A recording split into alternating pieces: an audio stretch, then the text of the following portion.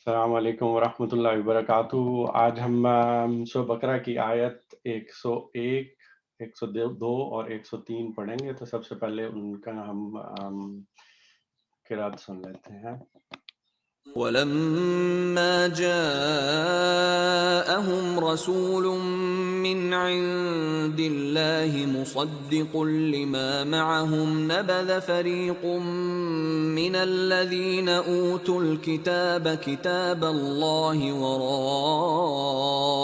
ظُهُورِهِمْ كَأَنَّهُمْ لَا يَعْلَمُونَ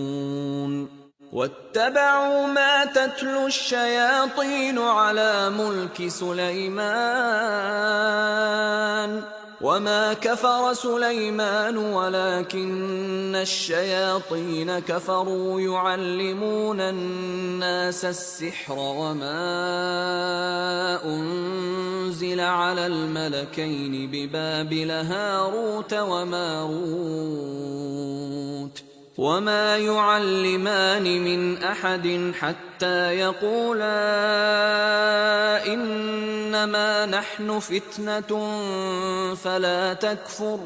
فَيَتَعَلَّمُونَ مِنْهُمَا مَا يُفَرِّقُونَ بِهِ بَيْنَ الْمَرْءِ وَزَوْجِهِ وَمَا هُم بِضَارِّينَ بِهِ مِنْ أَحَدٍ إِلَّا بِإِذْنِ اللَّهِ وَيَتَعَلَّمُونَ مَا يَضُرُّهُمْ وَلَا يَنفَعُهُمْ وَلَقَدْ عَلِمُوا لَمَنِ اشْتَرَاهُ مَا لَهُ فِي الْآخِرَةِ مِنْ خَلَاقٍ وَلَبِئْسَ مَا شَرَوْا بِهِ أَنفُسَهُمْ لَوْ كَانُوا يَعْلَمُونَ وَلَوْ أَنَّهُمْ آمَنُوا وَاتَّقَوْا لَمَثُوبَةٌ مِّنْ عِندِ اللَّهِ خَيْرٌ لَوْ كَانُوا يَعْلَمُونَ۔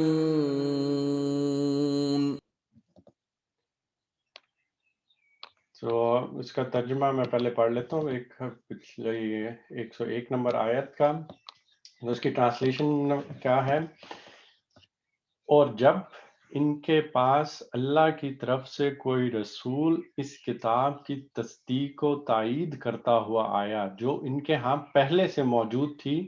تو ان اہل کتاب میں سے ایک گروہ نے کتاب اللہ کو اس طرح پس پشت ڈالا گویا کہ وہ جانتے ہی نہیں۔ اب اس سے پہلے میں تھوڑا بتا دوں کہ تمہید ہماری پیچھے چلتی ہوئی کیا آ رہی تھی، یا پچھلی ٹرانسلیشنز بھی پڑھیں تو وہی ایک بنی اسرائیل کی ساری چیزوں کا ذکر ہو رہا ہے، ان کے واقعات بتائے جا رہے ہیں، اور ان کو تھوڑا سا اللہ تعالیٰ کی طرف سے فضیلتوں کا ذکر ہو رہا ہے، اور پھر ان کو بتایا جا رہا ہے انہوں نے کیا غلطیاں کی تھیں، اور پھر ان کے دنیا میں بھی جو عذاب دیا گیا تھا اس کو مینشن کیا جا رہا ہے۔ اور کیا کیوں جا رہا ہے کہ اب ان کے اوپر ایسے سمجھ لیں کہ کٹہرے میں کھڑا کر کے ان کی سارے جو جرائم کی تفصیل ہے وہ بیان کی جا رہی ہے، تاکہ وہ سارا کچھ کرنے کے بعد،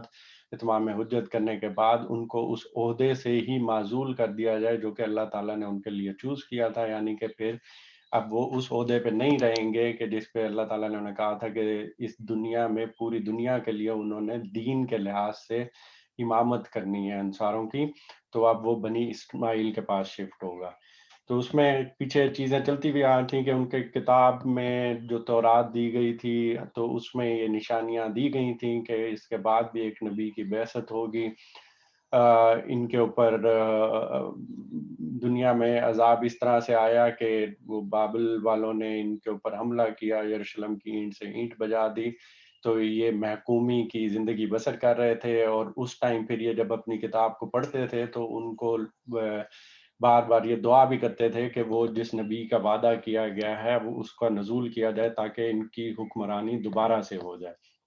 تو پیچھے یہ ساری چیزیں چلتی ہوئی آ رہی ہیں، اور پھر یہ جنت اور دوزخ کی بھی بات کی گئی تھی کہ اگر یہ کہتے ہیں کہ ہم ٹھیک ہیں تو ان سے کہو موت کی تمنا کرو، یہ نہیں کریں گے کیونکہ یہ جینے کے حریص ہیں، اور مشرکین سے بھی اس سے آگے بڑھ چکے ہیں میں، اور پھر اتنے آگے نکل گئے تھے کہ یہ جبریل سے بھی ان کی عداوت شروع ہو گئی تھی کہ یہ کہتے کہ یہ وہ میسنجر تھے جو کہ ہمارے پہ آتے تھے اور ہمارے پیغمبروں کے اوپر پیغام لاتے تھے، اور یکا یک جبریل بنی اسماعیل میں حضور پاک صلی اللہ علیہ وسلم کے پاس لے کے کیوں جانا شروع کر دیا پیغام، تو اس حد تک یہ آگے چلے گئے تھے کہ ان کے خلاف بھی عداوت ہو گئی تھی. تو اب یہاں پہ کیا چیز ہو رہی ہے کہ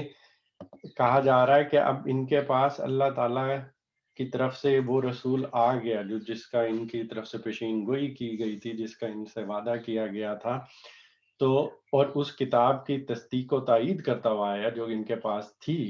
یعنی کہ تورات میں جو وہ چیزیں موجود تھیں اور ان کی تصدیق میں اب وہ رسول آ گئے ہیں. تو چاہیے کیا تھا؟ اگر عقلی طور پہ بھی سوچا جائے تو کیا ہوتا ہے کہ بھئی کوئی آ کے اب دعویٰ کر دے فار ایگزامپل کہ بھئی میں اللہ کا رسول ہوں، تو ایک عام انسان کے ذہن میں کیا چیز آئے گی؟ تو ان کو سب سے پہلے کیا کرنا چاہیے تھا کہ جا کے اپنی ہی کتاب میں رجوع کرتے، اس میں پڑھتے، اس میں دیکھتے کہ ان کی حقیقت معلوم کرنے کے لیے کوشش کرتے، عقلی استدلال سے کام لیتے اور پھر دیکھتے کہ واقعی جو بات کہی گئی تھی وہ صحیح ہے یا نہیں ہے. لیکن کیا کیا انہوں نے؟ تو اگلی اس میں بات میں کھل کے انہوں نے واضح کر دیا. تو ان اہل کتاب میں سے ایک گروہ نے، یعنی ساروں نے نہیں، ایک گروہ نے پھر کیا کیا کہ کتاب اللہ کو، یعنی کہ تورات کی کتاب جو ان کو دی گئی تھی، جب نبی کی بعثت ہو گئی، جب وہ سارا کچھ ہو گیا ہوا ہے، تو بجائے اس کے کتاب کو رجوع کرنے کے، اب اس پہ کرنے کے، اس کتاب کو اس طرح سے پس پش ڈال دیا، یعنی کہ اس کو بالکل ایسے پیچھے کر دیا جیسے وہ جانتے ہی نہیں کہ کوئی کتاب ان کے پاس ہے کہ نہیں ہے. اس سے اندازہ کیا جا سکتا ہے کہ انسان کتنا آگے بڑھ جاتا ہے جب اس نے کس چیز کو تسلیم نہ کرنا ہو، کہ جانتے بوجھتے نہ ماننے کا جب فیصلہ کرنا ہو، تو جو اللہ کی کتاب جو اس چیز کی طرف آئی ہو اور جو بتا رہی ہو، حقیقت کو کلیریفائی کر رہی ہو، تو اس کو بھی اٹھا کے یہ پیچھے کر دیتے ہیں، حالانکہ وہ اللہ کی کتاب جس کو یہ پکڑ کے بیٹھے ہوئے تھے پہلے سے. مسلمانوں کے لیے بھی اس میں بہت بڑا سبق ہے کہ مسلمانوں کے لیے بھی یہی معاملہ اب کیا ہے، قیامت تک کے لیے قرآن کی صورت میں ہمارے پاس ہے یہ، کہ جب بھی کوئی مسئلہ آئے گا، جب بھی کوئی چیز ہم سمجھنے کی کوشش کریں گے، جب بھی ہمیں کسی چیز کی سمجھ نہیں آ رہی ہوگی، تو ہمیں سب سے پہلے کیا کرنا چاہیے؟ قرآن کو رجوع کرنا چاہیے. پھر ہم سب سے پہلے قرآن پڑھیں گے، قرآن میں اس چیز کو ڈھونڈنے کی کوشش کریں گے کہ قرآن اس معاملے میں کیا کہتا ہے. اور یہی چیز یہاں سے یہود کے بارے میں بھی پھر ڈیفائن ہوئی تھی. اب اس کے بعد وہ بنیادی ایک آیت شروع ہوتی ہے، دیکھ بھی لیں آپ، یہ کہ اتنی بڑی آیت ہے اور اس میں اتنے اچھے انداز میں ایک ایک لفظ کے اوپر اگر ہم غور کریں تو ڈیٹیل سے ساری چیزیں واضح کر دی گئی ہیں جو ایٹ لیسٹ میرے لیے بہت بڑے کوشچن مارک تھے. اب کہا کیا گیا، میں آہستہ آہستہ اس کو لے کے چلتا ہوں کہ پورا ایک دفعہ پڑھ کے. اور لگے ان چیزوں کی پیروی کرنے جو شیاطین سلمان علیہ السلام کی سلطنت کا نام لے کر پیش کیا کرتے تھے. حالانکہ سلمان علیہ السلام نے کبھی کفر نہیں کیا. کفر کے مرتکب تو وہ شیاطین تھے جو لوگوں کو جادوگری کی تعلیم دیتے تھے اور پیچھے پڑے اس چیز کے جو بابل میں 2 فرشتوں ہاروت و ماروت پر نازل کی گئی تھی. حالانکہ وہ فرشتے جب بھی کسی کو اس کی تعلیم دیتے تھے تو پہلے صاف طور پہ متنبع کر دیا کرتے تھے کہ دیکھ، ہم محض ایک آزمائش ہیں، تو کفر میں مبتلا نہ ہو. پھر بھی یہ لوگ ان سے وہ چیز سیکھتے تھے جس سے شوہر اور بیوی میں جدائی ڈالتے ہیں. ظاہر تھا کہ اذن الہی کے بغیر وہ اس ذریعے سے کسی کو بھی ضرر نہ پہنچا سکتے تھے، مگر اس کے باوجود وہ ایسی چیز سیکھتے تھے جو خود ان کے لیے نفع بخش نہیں بلکہ نقصان دہ تھی. اور انہیں خوب معلوم تھا کہ جو اس چیز کا خریدار بنا اس کے لیے آخرت میں کوئی حصہ نہیں. کتنی بری متاع تھی جس کے بدلے انہوں نے اپنی جانوں کو بیچ ڈالا. کاش انہیں معلوم ہوتا. پچھلی آیت کو پڑھنے کے بعد اب آپ دیکھیں اگلی آیت میں سب سے پہلے دیکھیں، اور لگے ان چیزوں کی پیروی کرنے کے بجائے اس کے کہ وہ کتاب اللہ یا تورات کی طرف رجوع کرتے، اس میں حقیقت کو پاتے اور پھر حضور پاک صلی اللہ علیہ وسلم کے کو اقرار کرتے اور وہ دین پہ ایمان لے آتے یا اس طرح سے کرتے.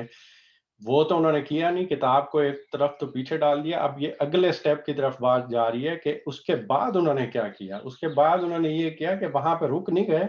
پھر اب ان چیزوں کی پیروی کرنے، اب یہ ان چیزوں کی پیروی کرنے سے یہاں کیا مراد ہے، اس سے اب وہ ساری ڈائریکشن چینج ہو رہی ہے کہ اس ٹائم پہ جب بابل کی ہسٹری پڑھی جائے یا اس میں دیکھا جائے تو وہاں پہ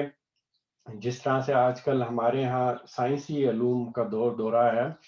کہ سائنس میں انسان بہت ترقی کر گیا، پوری دنیا تقریباً میکسیمم لوگ اسی چیز کی طرف ہی چل رہے ہیں، میں یہاں کھڑے ہو کے اپنی آواز آپ تک لائیو پہنچا رہا ہوں، یہ بھی تو دیکھیں ایک پورا علم ہے نا کہ وہاں پہ ٹائم کیا ہے اور کیا چیز ہے، کتنے ہزاروں کلومیٹر کے ڈسٹینس پہ کھڑے ہیں، میں یہاں بول رہا ہوں اور آپ کو فوراً اس کی آواز جا رہی ہے، یہ بھی ایک علم ہے، سائنسی علم ہے جس کو انسان نے سیکھا، اس کو اپلائی کیا، اس میں چیزیں بنائی اور وہ سارا کچھ کر کے اس کو استعمال کیا۔ تو اسی طرح ماضی میں کچھ ایسے علم بھی تھے جن کو سفلی علم کہتے ہیں، اس زمانے میں ان نفسی علوم کا بہت بڑا رجحان تھا، اور اس میں انسان کے نفس کے اندر جا کے اور اس میں کچھ شیاطین جن بھی انوالو ہو جاتے تھے کہ ان کا انسانوں کو ایک ایسے علم کا پتہ چل گیا یا کچھ ایسی چیز کا جس سے ان کا رابطے جو ہیں، جو ہمارے اور جنوں کے درمیان ایک رابطے کی صورت جو ہے وہ پیدا ہو گئی تھی، اور اس میں جنات میں بھی جو دوسری مخلوقات ہیں ان میں شیاطین جن بھی ہیں، ان میں یہ چیزیں بھی ہیں، تو ان سے رابطے کی صورت میں جو شیاطین جن سے ان سے پھر کچھ کام کروانا یا کچھ وہ چیزیں کروانا، تو وہ صورتحال پیدا ہو گئی بھی تھی، اور اس ٹائم انسان لوگوں کا فوکس اس علم کی طرف تھا، اور اس میں بھی اسی طرح سے وہ دکانیں لگا کے بیٹھے ہوتے تھے، جس طرح سے آج کل ہم سائنسی علم کی طرف جائیں گے، موبائل ٹھیک کرانا ہے تو اس کا بھی ایک علم ہے کہ اس میں لوگ بیٹھ کے اس کو کھولیں گے، دیکھیں گے، اس کو ٹھیک کریں گے، تو ہم لوگ ان کے پاس جاتے ہیں، یہ ٹھیک کر دو، یہ ٹھیک کر دو، تو اسی طرح ان علوم میں اس ٹائم پہ یہ چیز ہوتی تھی۔ تو بجائے اس کے کہ اب وہ قرآن کو پڑھتے، وہ انہوں نے اس طرح کے لوگوں کے پاس جانا شروع کر دیا کہ وہ سفلی علم کا کی طرف نکل گئے اور حضور پاک صلی اللہ علیہ وسلم کو نقصان پہنچانے کی اس سے غرض سے، اور یہیں پہ وہ چیز بھی آئی تھی کہ قرآن مجید کی جو سورہ فلق ہے جو معوذتین ہے، تو اس کا نزول ہوا تھا، اللہ تعالیٰ نے حضور پاک صلی اللہ علیہ وسلم پہ کیا تھا اور خبردار کرنے اور بچانے کے لیے کہ یہ لوگ اب آپ پر اس طرح سے حملہ آور ہوں گے، تو اب آپ یہ دعائیں مانگ کے، جس طرح سے لفظ من شر النفاثات فی العقد والا ہم نے پڑھا تھا کہ اس آیت میں اسی چیز کی طرف اشارہ جا رہا ہے کہ یہود کے انہی اشرار سے بچنے کے لیے اللہ تعالیٰ نے نبی پاک صلی اللہ علیہ وسلم کو برابر اپنے پروردگار کی پناہ چاہنے کی ہدایت فرمائی تھی۔ تو یہ وہ چیزیں جس کی طرف ان چیزوں کی پیروی کرنے کا ذکر کیا، اور پھر آگے جو شیاطین سلمان علیہ السلام کی سلطنت کا نام لے کر پیش کیا کرتے تھے۔ اب یہ وہ چیز ہے جو آج کل بھی ہمیں آج کل کے زمانے میں بھی سامنے نظر آتی ہے، وہ کیا ہے کہ جب آپ اس طرح کی دکانیں آج کل بھی مسلمانوں کے ہاں بھی لگی ہوئی ہیں، اور جب بھی آپ ان کے پاس جائیں تو وہ کس کا حوالہ دیتے ہیں ان سفلی علوم کے لیے؟ حضرت سلمان علیہ السلام کا حوالہ دیتے ہیں۔ تو یہود میں بھی اسی نوعیت کی خرافات پیدا ہو گئی تھی اور وہ انہی کی طرف سے منسوب کرتے تھے، اور اس کی ایک وجہ کیا ہوئی تھی؟ غالباً یہ ہوئی تھی کیونکہ حضرت سلیمان کو اللہ تعالیٰ کی طرف سے علم دیا گیا تھا جس میں جنات بھی ان کے تابع فرمان تھے، ان میں شیاطین جن بھی ان کے تابع فرمان تھے، اور اس طرح کے علوم میں کیونکہ جنات کا زیادہ تھوڑا سا تصرفات کا علم ہوتا ہے، تو اس لیے اس میں جو تقدس کا رنگ دینے کے لیے، مذہبیت کا کہ بھئی ہاں یہ چیز ہے اور اس میں حضرت سلمان کے پاس بھی تھی، تو اس وجہ سے یہ کرنے کے لیے اس کو یوٹیلائز کیا جاتا تھا کہ بھئی دیکھو حضرت سلمان اگر کر سکتے تھے تو ہمارے لیے بھی کرنا یہ کوئی بری بات نہیں ہے۔ تو اس کا تقدس کا رنگ دینے کے لیے لوگوں نے اس کو حضرت سلمان سے منسوب کر دیا، اور یہاں دیکھیں کہ ایک پورا واقعہ بیان کرتے ہوئے اللہ تعالیٰ نے کیا کیا کہ پچھلی آیت کو دیکھیں اور پھر آگے یہود کا ذکر کرتے ہوئے اور لگے ان چیزوں کی پیروی کرنے جو شیاطین سلمان علیہ السلام کی سلطنت کا نام لے کر پیش کیا کرتے تھے۔ اللہ تعالیٰ کو یہاں پہ رکنا پڑا ہے، اور حضرت سلیمان علیہ السلام کو یہاں پہ کلیریفائی کرنا پڑا ہے کہ وہ قصہ بتاتے ہوئے کہ کتنی اہمیت کی حامل ہے یہ چیز کہ روک کے سلسلہ کلام کو روک کے اللہ تعالیٰ نے یہاں پہ خود کلیریفائی کیا ہے، حالانکہ سلمان علیہ السلام نے کبھی کفر نہیں کیا، یہ ایک پورا جملہ بیچ میں ایک واقعے کو بتاتے ہوئے اللہ تعالیٰ نے خود انٹرفیئر کر کے یہ بتا دیا کہ حضرت سلمان علیہ السلام کا نام یہ یوز کرتے ہو، حضرت سلمان علیہ السلام نے کبھی کفر نہیں کیا. پھر کفر کے مرتکب تو وہ شیاطین تھے جو لوگوں کو جادوگری کی تعلیم دیتے تھے. تو یہاں پہ بالکل کلیریفائی کر دیا کہ کفر کا بھی لفظ آ گیا اور شیاطین کا بھی ذکر آ گیا کہ وہ شیاطین ہیں جو پھر کفر کے مرتکب بھی ہو رہے ہیں، اور کلیئر کٹ کر دیا آگے جادوگری کی تعلیم دے رہے ہیں. تو یہ کھل کے ہمارے سامنے ایک چیز آ جاتی ہے کہ بھئی جب بھی جادوگری، جادو ٹونے یا اس طرح کی چیز آئے گی تو اس سے کیا مراد ہے؟ پھر شیطان، کفر، اور یہ وہ لوگ تھے جو پھر لوگوں کو جادوگری کی تعلیم بھی دیتے تھے. اور معلوم بھی ہو گیا کہ بھئی یہ ایک ایسا علم ہے لیکن ہمارے لیے نہیں، کیونکہ اس میں کفر کا وہ ہو جاتا ہے. اور ابھی ہم نے حدیث بھی پڑھی ہے کہ اس میں پھر جنت ان کے لیے پھر نہیں ہے، وہ جنت میں پھر داخل ہی نہیں ہوں گے. اب یہاں پہ تھوڑا سا امپورٹنٹ چیز آ جاتی ہے جہاں پہ ایون علماء کرام میں بھی تھوڑی سی تفسیر اگر پڑھیں، اگر ہم کچھ اکٹھی کریں تو وہ کنفیوژن سی کریٹ ہو جاتی ہے کہ اب اوپر یہ جادوگری کی اور وہ ساری چیز کی بات کر کے تو آگے یہ بات کی گئی ہے وہ پیچھے پڑے اس چیز کے جو بابل میں 2 فرشتوں ہاروت و ماروت پر نازل کی گئی تھی. اب اگر اوپر سے پڑھتے ہوئے آ رہے ہوں تو ہمیں فوراً یہ خیال آتا ہے کہ بھئی یہ جو فرشتے تھے بابل میں ہی ہاروت و ماروت، ان کے اوپر بھی پھر وہی جادو کا علم ان کو دیا گیا تھا. اور پھر آگے وہ ساری چیز کہ وہ فرشتے جب بھی کسی کو اس کی تعلیم دیتے تھے تو وہ پہلے صاف صاف طور پہ متنبع کر دیتے تھے کہ دیکھ ہم محض ایک آزمائش ہیں، تو کفر میں مبتلا نہ ہو. پھر بھی یہ لوگ اس سے وہ چیز سیکھتے تھے. تو اگر بندہ غور نہ کرے تو بندے کے ذہن میں فوراً یہی آتا ہے کہ شاید یہ بھی وہ جادو کی تعلیم تھی، لیکن اب پھر سمجھ نہیں آتی کہ اگر وہ جادو کی تعلیم تھی، وہ شیاطین کرتے تھے اور کفر ہے، تو پھر اللہ تعالیٰ نے یہ فرشتوں کو کیوں بھیج کے لوگوں کو تعلیم دلوائی تھی؟ سوال فوراً ذہن میں آتا ہے. تو یہی وہ چیز ہے جس پہ میرا خیال ہے کہ ہم لوگوں کو زیادہ تحقیق کرنا ہے، دیکھنا یا ایک ڈیپ جانے کی ضرورت پڑتی ہے. اور یہاں سے وہ چیز پھر پیدا ہو رہی ہے کہ جب جو لوگ پھر ڈیٹیل میں گئے ہیں انہوں نے پھر کیا بتایا، انہوں نے یہ بتایا کہ اس سے مراد یا اس سے نزدیک جو زیادہ قیاس کیا جا سکتا ہے وہ کیا ہے، وہ ان اشیاء کا، کچھ چیزوں کا اور ان کلمات کا، کہ ہم اپنے منہ سے جو کلمات کہتے ہیں ان کے جو روحانی خواص ہوتے ہیں اور جو تاثیر ہوتی ہے. ساتھ معوذتین ہے، جب معوذتین ہم پڑھتے ہیں سورت لاسٹ جو سورہ ناس اور سورہ فلق کو جب ہم پڑھتے ہیں تو وہ پڑھ کے جو پھونکتے ہیں، ہم نے حدیث میں بھی دیکھا تھا کہ حضور پاک صلی اللہ علیہ وسلم بھی جب رات کو اپنے پر پڑھ کے پھونکتے تھے تو اس سے کیا ہوتا تھا کہ وہ روحانی الفاظ ہم بول رہے ہیں، وہ کلمات منہ سے نکال رہے ہیں، تو اس کا ایک تو اللہ کا اذن بھی شامل ہے اور اس کی کوئی تاثیر بھی ہے اس اللہ کے کلام کی. تو اس سے مراد وہ تاثیر، وہ کلمات ہیں، اور اسی طرح کچھ اشیاء بھی ہیں جن کے روحانی کچھ خواص ہوتے ہیں اور وہ تاثیرات ہوتی ہیں. یہ ان کا علم ہے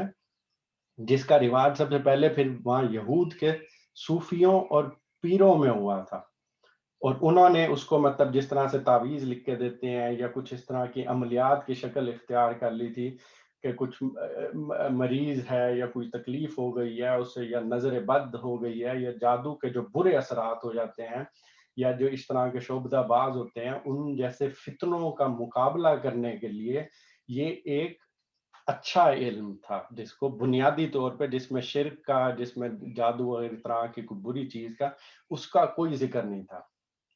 یعنی یہ علم تھا بالکل جادو کے پیرالل کھڑا ہوا ایک علم ہے جس میں کچھ الفاظ، کچھ کلمات یا کچھ چیزیں ایسی ہیں جس کی تاثیر کوئی ہوتی ہے اور اس کا ایک علم ہے. تو یہ علم اس اعتبار سے جادو اور نجوم سے تو بالکل مختلف تھا کہ اس میں شرک کی کوئی ملاوٹ نہیں تھی،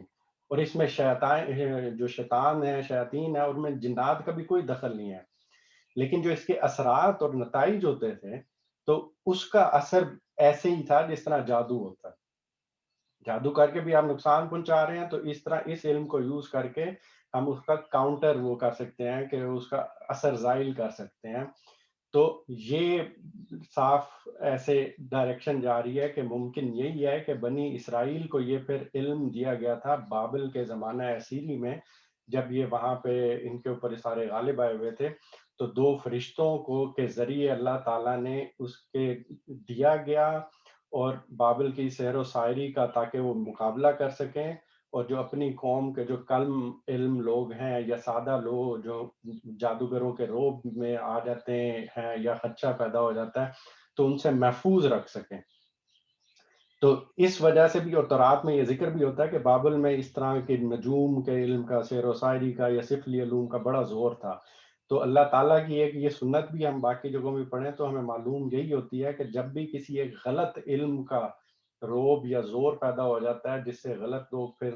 فائدہ اٹھا رہے ہوتے ہیں، تو وہاں اللہ تعالیٰ پھر اس کے مقابلے میں اہل ایمان کو بھی پھر ایسا علم عطا فرما دیتے ہیں جو کہ جائز اور نافع ہوتا ہے. اور آج کل بھی اگر ہم دیکھیں تو یہ بھی قرین قیاس ہی ہے کہ آج کل بھی جو ہمارے ہاں دیکھیں تو اس علم کی باقیات ہیں، جن کو جس طرح سے ہم کہیں کہ ہمارے صوفیوں اور پیروں کا ایک طبقہ ہے، اس نے اس کو اپنایا اور اس سے انہوں نے لوگوں کو فائدہ بھی پہنچایا ہے واقعات سے، بلکہ معلوم بھی ہوتا ہے کہ بعض حالات میں انہوں نے یہ جو جوتشی ہیں، جوگی ہیں یا کچھ اس طرح کے، ان کے مقابلے میں پھر اسلام اور مسلمانوں کی برتری بھی ثابت کی ہے. لیکن جس طرح سے یہود کا اب یہاں پہ آگے ذکر ہوگا کہ وہ اخلاقی پستی آ گئی، اخلاقی زوال آ گیا، اسی طرح یہاں پہ بھی ان کے ہاں بھی یہی ہوا کہ وہ بعد میں صرف دکانداری یا پیسے کمانے یا اس طرح کا ایک ذریعہ بن کے رہ گیا. اور مسلمانوں میں بھی اب اس کی باقیات رہ گئی ہوئی ہیں کہ اب پتہ نہیں ہے کہ کون سا کوئی ایسا شخص ہے جس کو بالکل تھوڑا بہت ابھی علم ہو، باقی یہ پھر دکانداری چلانے کے لیے یا اس طرح کے واقعات کو آگے لے کے جانے کے لیے وہ چیز اس کا ذریعہ بن کے رہ گیا ہوا ہے، اور اس میں حق سے زیادہ اب باطل کے اجزاء شامل ہو گئے ہیں. تو یہ اس چیز کا ذکر ہے جو فرشتے پھر تعلیم دے رہے تھے آ کے ان لوگوں کو، تاکہ یہ اس جادو کا یا اس جو سحر و سحری کا مقابلہ کر سکیں. لیکن ظاہری سی بات ہے، جس طرح سے ہم ایک کہیں کہ ایک دھات ہے، اس سے ہم ایک تلوار بناتے ہیں، تو جب ہم تلوار بناتے ہیں تو اس سے ایک جنگ میں جا کے دشمن کا مقابلہ بھی کر سکتے ہیں، اور دوسری اگر وہ تلوار غلط ہاتھ میں چلی جائے تو اس میں بے گناہوں کا بھی قتل کیا جا سکتا ہے. تو یہی چیز تھی جس کو آگے پھر جب یہ دو فرشتے ہاروت و ماروت آ کے لوگوں کو انہوں نے تعلیم دی تھی، تو یہی وہ کہتے تھے پھر ساتھ شروع میں کہتے تھے کہ بھئی تو کفر میں مبتلا نہ ہو. پھر بھی یہ لوگ ان سے وہ چیزیں سیکھتے تھے کہ وہ متنبع بھی کر رہے ہیں اور کہہ رہے ہیں کہ یہ ایک آزمائش ہے، اس میں نہ پڑھو، یعنی کہ ایک ایسا علم جس کو اٹھانے کی ہمت ہمارے اندر نہ ہو، جس کا صحیح استعمال کرنے کی ہمت ہمارے اندر نہ ہو اور وہ دے دیا جائے. ویسے اگر مزاحیہ سی اگر میں دیکھوں تو اس کو صرف سمجھنے کے لیے اگر ہم دیکھیں کہ بندر کے ہاتھ میں اگر کوئی کلاشنکوف دی جائے تو اس سے کوئی ہم امیجن کر سکتے ہیں کہ وہ صحیح کام کرے گا یا وہ کرے گا. اس کے ہاتھ میں ایک غلط چیز پکڑا دی گئی ہے تو نقصان ہی ہوگا. تو ایسے ہی یہاں پہ تھوڑا سا دیکھ لیں کہ ایک ایسا علم دے دیا جائے، ایسی چیز دے دیا جائے جس کا صحیح استعمال کرنے کا علم نہیں ہے ہمارے پاس، تو پھر کیا ہو سکتا ہے. اور پھر یہی ہوا کہ یہ لوگ اس علم کے پیچھے گئے اور اب کرنے کیا گئے تھے کہ حضور پاک صلی اللہ علیہ وسلم کو نقصان پہنچانے. لیکن پھر اب یہ چیز کیا بتائی جا رہی ہے کہ وہی ہوا جس کا ڈر تھا، کہ علم ایسا دے دیا گیا جس میں پھر یہ کچھ کلمات کی تاثیر یا کچھ اشیاء کی تاثیر کا ان کو علم مل گیا، جس سے انہیں پتہ چلا او اس سے تو ہم یہ کام بھی کر سکتے ہیں، یہ بھی کام کر سکتا ہے. اور یہی چیز پھر کیا، پھر بھی یہ لوگ ان سے وہ چیزیں سیکھتے تھے آگے کیا جس سے وہ شوہر اور بیوی میں جدائی ڈال دیں. کہ بات یعنی کہ کہاں سے سٹارٹ ہوئی تھی اور کہاں پہ پہنچ گئی کہ وہ علم سیکھ کے اب پیچھے نیت کیا ہو گئی تھی کہ اس طرح کی حرکات کرنی یا اس طرح کے کام کرنے جس کے اندر وہ جو ایک ہمارے تمدن کی جو خوبصورتی ہے کہ ہمارا جو خاندان کے یونٹ ہے، ایک سٹارٹ جس سے ہوتا ہے کہ شوہر اور بیوی سے خاندان کا یونٹ بنتا ہے، ان کے درمیان ہی آپ جدائی ڈالنے کے لیے اس علم کو پھر استعمال کر رہے ہیں. اور بالکل اخلاقی پستی اور جو اس طرح کی چیز ہے اس کی طرف اللہ تعالیٰ کی طرف سے پورا ڈائریکٹ اشارہ بھی کر دیا گیا، پوری چیز طرح سے سمجھا بھی دی گئی،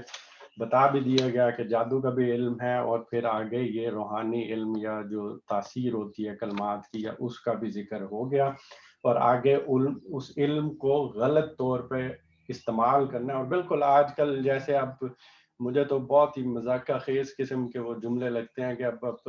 آئیں پاکستان میں اور ٹریول کر رہے ہوں، ایک شہر سے دوسرے شہر جا رہے ہوں، کس طرح کے چیپ الفاظ لکھے ہوئے ہوتے ہیں کہ جی آپ کی مٹھی میں اور محبوب آپ کے قدموں میں، اور پتہ نہیں کیا کیا اس کو کر کے، اور آگے یہی والی چیزیں پھر استعمال کر کے اسی طرح کی اخلاقی پستی میں آج مسلمان پہنچے ہوئے ہیں.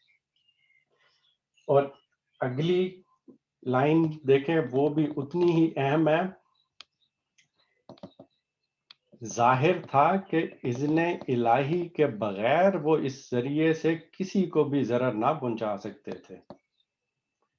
اور یہ وہ بات ہے جس پہ اللہ تعالیٰ کی طرف سے یہ چیز کھول کے پھر سامنے بتا دی گئی ہے کہ یہ جو علم دیے گئے ہیں، یہ جو ساری چیزیں دی گئی ہیں، اس میں جب تک اذن الہی شامل نہ ہو تب تک کسی کو پھر بھی آپ ضرر نہیں پہنچا سکتے. اب بے شک اب آپ روحانی علم کو لے لیں، یہ الفاظ کی تاثیر کا علم لے لیں، جادو کی تعلیم لے لیں، جو بھی لے لیں، اس میں جب تک اذن الہی نہیں ہوگا کوئی آپ کو نقصان نہیں پہنچا سکتا. انڈائریکٹ میسج ہمیں کیا مل رہا ہے؟ ذرا سوچیں کہ جب بھی ایسی کوئی مصیبت آئے گی، جب بھی کوئی ایسا کام ہوگا جس میں ہمیں شک پڑے کہ کسی نے تعویذ کرایا، کسی نے ہم پہ جادو کروایا، یا ویسے کوئی ذہن میں خیال آئے گا، ہمارا فوراً خیال، ہمارا ایمان اتنا مضبوط ہونا چاہیے کہ ہم پھر صرف اللہ سے لو لگائیں گے، ہم پھر صرف اللہ کے پاس جائیں گے کہ اللہ کا اذن ہی اس میں شامل نہ ہو. ہم پھر معوذتین کی طرف جائیں گے. ہمارا ایمان اتنا مضبوط ہونا چاہیے، نہ کہ اس کا توڑ کرنے کے لیے ہم پھر جادو ٹونے یا پھر ہم اس طرح کے پیروں فقیروں کی طرف جائیں گے. یہ کتنی بڑی بات یہاں پہ اس چیز سے کلیریفائی ہو جاتی ہے کہ پھر نماز پڑھو، پھر یہ رات کو سونے سے پہلے معوذتین پڑھ کے اپنے اوپر پھونکا جائے، پھر یہ اللہ تعالیٰ سے لو لگائی جائے کہ جو بھی وہ کر رہا ہے اور اس میں اللہ تعالیٰ کا اذن شامل نہ ہو. اور ابھی ہم نے وہ حدیث پڑھی ہے بخاری کی، تو اس میں نے کیا اینڈ پہ ذکر کیا تھا کہ جب حضور پاک صلی اللہ علیہ وسلم سے پوچھا گیا تھا کہ آپ نے پھر وہ کنویں سے چیزیں نکالی تھیں یا وہ کیا تھا، تو حضور پاک صلی اللہ علیہ وسلم نے کیا جواب دیا تھا؟ انہوں نے یہی کہا تھا کہ مجھے تو اللہ نے شفا دے دی ہے. انہوں نے پھر یہ توڑ کرنے کے لیے پھر کسی اور کو کچھ نہیں کیا تھا، انہوں نے معوذتین پڑھی تھیں، اپنے اوپر پھکا تھا اور یہ کہہ دیا کہ توڑ کرنے سے خرابی ہو سکتی تھی، کچھ ہو سکتا ہے، تو مجھے تو اللہ تعالیٰ نے شفا دے دیا. اور یہ ہوتا ہے وہ ایمان کا لیول پہ. تو بہرحال یہ وہ چیزیں تھیں جو میرے ذہن میں بھی کلیریفائی ہو رہی تھیں، اور وہ ساری چیزیں کہ جو اللہ تعالیٰ کے کلمات ہیں ان میں بھی اثر ہوتا ہے، اس کی بھی تاثیر ہوتی ہے جب وہ پھونک کے ہمارے پہ پڑے جاتے ہیں. لیکن آج کل جس طرح سے اب اس کی باقیات رہ گئی ہیں تو ہم کہہ نہیں سکتے کہ کون ٹھیک ہے کہ کون نہیں کہہ رہا. اور اگر ہم پڑھ بھی رہے ہیں تو اس میں اگر اللہ کا اذن شامل ہوگا تو اس پہ افیکٹ ہوگا، اگر نہیں ہوگا تو وہ کام نہیں کرے گا. تو آگے، مگر اس کے باوجود وہ ایسی چیز سیکھتے تھے جو ان کے لیے نفع بخش نہیں بلکہ نقصان دہ تھی، اور انہیں خوب معلوم تھا کہ جو اس چیز کا خریدار بنا اس کے لیے آخرت میں کوئی حصہ نہیں. بالکل سیدھے سادے الفاظ میں کھول کے بتا دیا کہ ساری چیزیں جاننے کے باوجود وہ پھر بھی وہ چیزیں سیکھتے تھے کہ انسان کے اندر وہ ٹیمپٹیشن دیکھیں کتنی زیادہ ہو جاتی ہے کہ اس کو پتہ چل رہا ہو کہ ایک ایسا علم ہے جس سے میں لوگوں کی زندگیوں سے کھیل سکتا ہوں، جس سے میں میاں بیوی کو کے درمیان لڑائی ڈال سکتا ہوں، جس میں کسی کے اوپر کوئی بیماری یا تنگی یا تکلیف ڈال سکتا ہوں، یا میں وہ کر سکتا ہوں. لیکن ایسا کرنا ایسے ہی ہے جس میں پھر آخرت میں کوئی حصہ نہیں، کفر ہے، وہ سارا کچھ پتہ ہے، پھر بھی انسان وہ ایسی حرکتیں کر جاتا ہے. کتنی بڑی بری متاع تھی جس کے بدلے انہوں نے اپنی جانوں کو بیچ ڈالا. اور جب بھی اللہ تعالیٰ کی طرف سے یہ کہا جا رہا ہے کہ ان کو سمجھ نہیں ہے کہ یہ کتنی بری متاع تھی اور انہوں نے اپنی جانوں کو بیچ ڈالا، یہاں پہ ہمیشہ مطلب پہلے بھی میں کہتا ہوں کہ ہم ایز اے مسلمان اپنی جان اور اپنا مال اللہ تعالیٰ کے حوالے کر چکے ہیں اس جنت کے عوض جو اللہ تعالیٰ نے ہمیں آخرت میں دینی ہے. اور یہاں پہ جب بھی اس چیز کا ذکر آتا ہے کہ جانوں کو بیچ ڈالا، یعنی کہ پھر ہم صحیح مسلمان پھر شاید نہیں ہوئے اور ہم نے ان چیزوں کے پیچھے اپنی جانوں کو بیچ ڈالا اور پھر آخرت میں ہمارا کوئی حصہ نہیں ہوگا. اور یہ آخری 3-4 الفاظ بھی بہت امپورٹنٹ ہیں. کاش انہیں معلوم ہوتا، کاش یہ سمجھتے. اب یہاں پہ ویسے اگر سرسری طور پہ پڑھیں تو ہمارے دماغ میں کیا خیال آتا ہے کہ اللہ تعالیٰ کو اتنی حسرت سے کہنے کی کیا ضرورت پیش آ گئی. اللہ تعالیٰ چاہیں تو سارا کچھ کروا سکتے ہیں، اللہ تعالیٰ چاہیں تو اس بندے کو بھی بچا سکتے ہیں، اللہ تعالیٰ چاہیں تو کوئی جو برے کام کرنا شروع کر رہا ہے اس کو بھی بچا سکتے ہیں. تو اللہ تعالیٰ اتنی حسرت سے یا کچھ اس طرح سے کیوں کہہ رہے ہیں؟ اور یہی میں وہ بات کہتا ہوں کہ یہی وہ امتحان ہے جس میں انسان کو اللہ تعالیٰ نے ڈال کے بھیجا ہوا ہے. اللہ تعالیٰ جب کہتے ہیں کہ میں نے ارادہ و اختیار دے کے بھیجا ہے کچھ معاملات میں، کچھ معاملات ہیں ہم کنٹرول نہیں کر سکتے، ہم کس خاندان میں پیدا ہوں گے، ہمارے رشتہ دار کون ہوں گے، ہماری عمر کتنی ہوگی، ہماری یہ چیزیں کتنی ہوگی، یہ ہے اللہ تعالیٰ کے ہاتھ میں. لیکن بیچ کے معاملات میں اللہ تعالیٰ نے اختیار ہمیں دیا ہوا ہے تاکہ ہم اختیار ہونے کے باوجود ہم اچھے کام کریں تاکہ اللہ تعالیٰ ہمیں جنت میں ڈال سکیں. اگر اللہ تعالیٰ خود ہی آ کے ہمیں یہ کام کروا دیں، ہمیں سیدھے راستے پہ ڈالیں، تو پھر ہم نے جنت کمائی نہیں ہے. پھر وہ تک چیز اللہ تعالیٰ نہیں کرتے. پھر اللہ تعالیٰ یہی دیکھیں گے کہ میں نے اس کو ارادہ اختیار دیا، میں نے اس کو بتایا، میں نے کئی دفعہ ساری چیزیں اس کے سامنے کلیریفائی کی، اس کو حق سچ کا پتہ بھی چل گیا، یہ پھر بھی سیدھے راستے پہ نہیں آیا، تو پھر کاش یہ سمجھتا، کاش اس کو معلوم ہوتا. تو یہ وہ اس کا الفاظ کا مطلب ہے. یہ حسرت اس طرح سے نہیں ہے، یہ حسرت اس طرح سے ہے کہ میں نے انسان کے لیے کتنا کچھ کیا، میں نے اس کو نعمتیں دی، میں نے اس کو ایک امتحان میں ڈالا اور اس کا جواب بھی اس کے سامنے لکھ کے دے دیا، اس کو بتا دیا سارا کچھ. کاش یہ سمجھ پاتا. اور ہم لوگوں کا حال ہے کہ پھر ہم اسی چیز میں چلے جاتے ہیں. اور اگلی آیت میں بالکل یہی والی چیز پھر کلیئر کر دی کہ یہ تو ساری نیگیٹو چیزوں میں بتا کے کہ آخرت میں ایسا نہیں تھا. اور اچھی چیز کیا ہوتی؟ اگر وہ ایمان اور تقوی اختیار کرتے تو اللہ کے ہاں اس کا جو بدلہ ملتا وہ ان کے لیے زیادہ بہتر تھا. پھر وہی بات، کاش انہیں خبر ہوتی، کاش یہ سمجھتے. وہ یہود کے پیچھے سٹوری کو سارے دیکھیں، سامنے رکھیں، تو وہی والی چیز سامنے آ رہی ہے کہ ان کے پاس رسول کی بعثت ہوئی، ان کو کتاب اللہ کو دیکھنا چاہیے تھا، تورات میں پڑھنا چاہیے تھا، جس طرح سے مسلمانوں کو قرآن کی طرف رجوع کرنا چاہیے، جتنے مسئلے مسائل ہیں قرآن میں جا کے پڑھنا چاہیے، دیکھنا چاہیے. انہوں نے بھی نہیں کیا. انہوں میں بھی اتنی اخلاقی پستی آ گئی، قرآن کو اٹھا کے سائڈ پہ کر دیا، پس پش ڈال دیا ان میں سے ایک گروہ نے، اور اپنے مسائل کا حل نکالنے کے لیے کہاں چلے گئے؟ یہ جادو ٹونا اور سفلی علوم کی طرف چلے گئے. حالانکہ انہیں بتا دیا گیا تھا کہ بھئی یہ صحیح نہیں ہے، یہ شیاطین کا کام ہے، اس میں آخرت میں کوئی حصہ نہیں ملے گا. نہ صرف انہوں نے پھر سیکھا اور وہ الٹی سیدھی ایسی حرکتیں کی کہ وہ اس کو استعمال پھر کس چیز میں کر رہے ہیں. ایک ایگزامپل دے دی، میاں بیوی میں جدائی ڈالنے میں. اور یہاں پہ پھر اچھی والی چیز بتا رہی ہے کہ ان کو کرنا کیا چاہیے تھا، جو پھر مسلمانوں کے لیے بھی ہے، کہ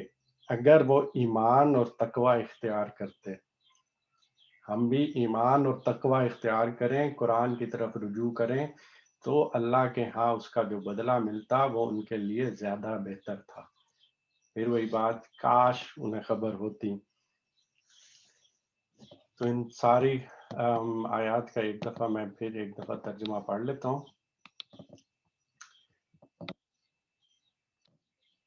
اور جب ان کے پاس اللہ کی طرف سے کوئی رسول اس کتاب کی تصدیق و تائید کرتا ہوا آیا جو ان کے ہاں پہلے سے موجود تھی، تو ان اہل کتاب میں سے ایک گروہ نے کتاب اللہ کو اس طرح پسے پش ڈالا گویا کہ وہ کچھ جانتے ہی نہیں. اور لگے ان چیزوں کی پیروی کرنے جو شیاطین سلمان علیہ السلام کی سلطنت کا نام لے کر پیش کیا کرتے تھے، حالانکہ سلمان علیہ السلام نے کبھی کفر نہیں کیا۔ کفر کے مرتکب تو وہ شیاطین تھے جو لوگوں کو جادوگری کی تعلیم دیتے تھے۔ وہ پیچھے پڑے اس چیز کے جو بابل میں دو فرشتوں ہاروت و ماروت پر نازل کی گئی تھی، حالانکہ وہ فرشتے جب بھی کسی کو اس کی تعلیم دیتے تھے تو پہلے صاف صاف طور پہ متنبع کر دیا کرتے تھے کہ دیکھ ہم محض ایک آزمائش ہیں، تو کفر میں مبتلا نہ ہو۔ پھر بھی یہ لوگ ان سے وہ چیز سیکھتے تھے جس سے شوہر اور بیوی میں جدائی ڈال دیں۔ ظاہر تھا کہ اذن الہی کے بغیر وہ اس ذریعے سے کسی کو بھی ضرر نہ پہنچا سکتے تھے، مگر اس کے باوجود وہ ایسی چیز سیکھتے تھے جو خود ان کے لیے نفع بخش نہیں بلکہ نقصان دہ تھی، اور انہیں خوب معلوم تھا کہ جو اس چیز کا خریدار بنا اس کے لیے آخرت میں کوئی حصہ نہیں۔